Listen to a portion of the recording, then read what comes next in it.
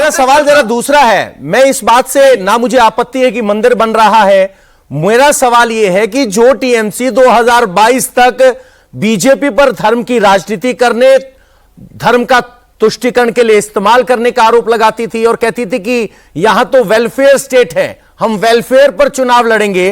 अब आप मंदिर वाली पॉलिटिक्स में जब आए हैं तो आप में और बीजेपी में फर्क क्या रहा?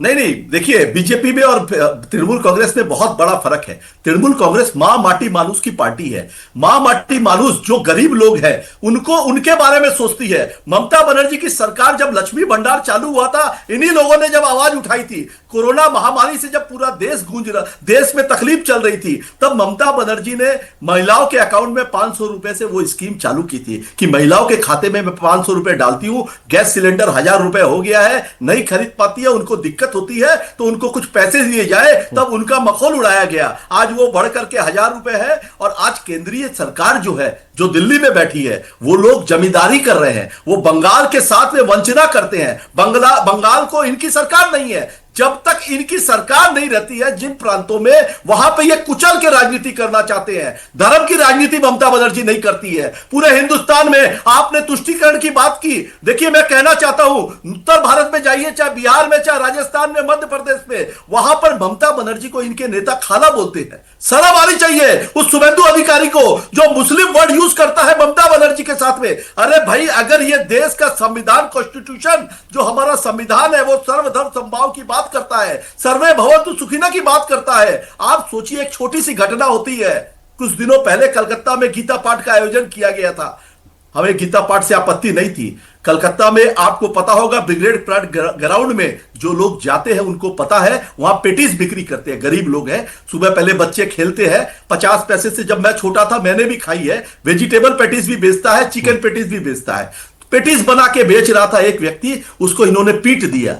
पीटा है किस लिए? कि तुम चिकन पेटीज बेच रहे हो। मेरा बोलने का मतलब इतना है, कौन क्या खाएगा, कौन क्या पहनेगा, किस कपड़े पहनेगा, कौन से धर्म की। हुमायूं कबीर भी तो मस्जिद ही बना रहे थे, आपने उनको पार्टी से क्यों निकाल दिया? और हर कोई अपना धर्म मान सकता है। नहीं, मस्जिद बनाने आप फिर गलत आरोप लगा रहे हैं। हुमायूं कबीर के ऊपर में ऑलरेडी 2-3 शोकॉज नोटिसेस थी। उन्होंने जो बयान दिया था कि गंगा में बहा देंगे, उनको शोकॉज इशू हुआ था। उन्होंने जो वो बदमाशी कर रहे थे, तो खुलकर सामने गए कि शुभेंदु अधिकारी, अधीर रंजन चौधरी और ये हुमायूं कबीर, ये मिल करके ये दिखाना चाहते हैं। शुभेंदु अधिकारी बोल रहे हैं कि हिंदू हमारे साथ है, मुसलमान उनके साथ है। तो मां माटी मानुस तय करेगी कि बंगाल की जनता किसके साथ है। और बंगाल की जनता 2026 में फिर चुनाव होगा और फिर ममता बनर्जी पिछली बार से ज्यादा प्रतिशत मतों से जीत करके फिर चौथी बार मुख्यमंत्री बनेगी। फैज खान साहब भी हमारे साथ जुड़े हुए हैं। फैज खान साहब, जहां ये हिंदू और मुस्लिम को अपनी ओर खींचने की राजनीति हो रही है, ऐसे में बीजेपी कहां अपने आप को पाएगी? अगर ममता मंदिर मार्ग पर है और अगर हुमायूं कबीर मस्जिद की बात कर रहे हैं, तो हिंदू मुस्लिम वहां बंटवारा हो रहा है, तो बीजेपी की राजनीति कहां देखते हैं आप इसमें? बिस्मिल्लाहिर्रहमानिर्रहीम। रब्बिश रहली सदरी व यस्सिर ली अमरी वहलुल उक़दतम मिन लिसानी यफ़क़हू क़ौली। बिरादरान हिंद, अस्सलाम वालेकुम रहमतुल्लाहि व बरकातहू। भारत माता की जय, वंदे मातरम। पवन नारा भी है।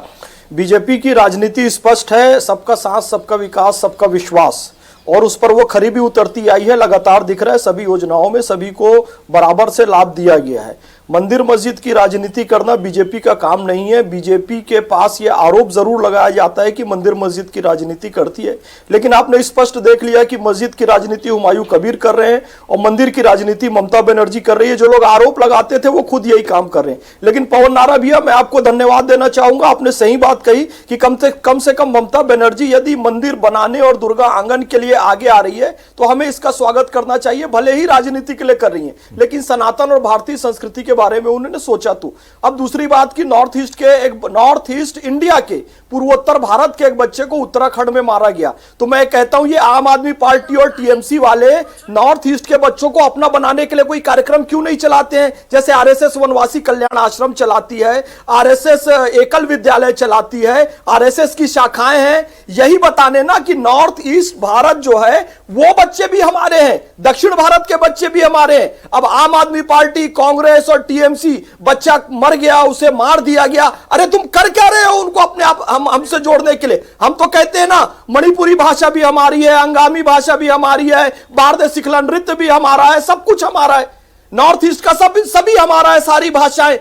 हम तो कहते हैं ना, उत्तर से लेकर दक्षिण तक और पूरब से लेकर पश्चिम तक, कश्मीर हो या कन्याकुमारी, भारत माता एक हमारी, दिल्ली हो या गुवाहाटी, अपना देश अपनी माटी। अरे उत्तर में यदि माता वैष्णो देवी है तो पूरब में कामाख्या देवी भी हमारी है, रानी गिडाल्यू स्वतंत्रता संग्राम सेनानी सब हमारे हैं, तो फिर भी हमारी है। लेकिन अगर हुमायूं कबीर मस्जिद बनाने चले हैं तो उस पर आपत्ति क्या होती है आपको? राजनीति करनी है। हुमायूं कबीर अगर मस्जिद बना रहे हैं तो उस पर आपत्ति क्या है? हुमायूं कबीर को तो बाबर और बाबरी के नाम पर फूकना चाहिए। मस्जिद से आपत्ति नहीं है, मस्जिद बने अल्लाह के नाम पर, वली अल्लाह के नाम पर, रसूल अल्लाह के नाम पर, अशफाकुल्लाह खान साहब के नाम पर, हजरत निजामुद्दीन औलिया ख्वाजा मोइनुद्दीन चिश्ती अजमेरी, डॉक्टर एपीजे अब्दुल कलाम के नाम पर।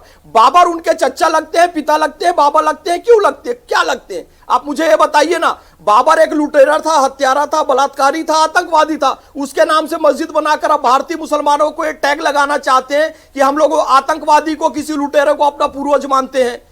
वो राजनीति कर रहा है, विशुद्ध राजनीति, और ममता बनर्जी ही उसे ये मंदिर मस्जिद की राजनीति पे ढकेल रही है। विशुद्ध राजनीति कर रहे हैं भारतीय जनता पार्टी पर। रोहन जी, ये काम वो लोग खुद करते हैं।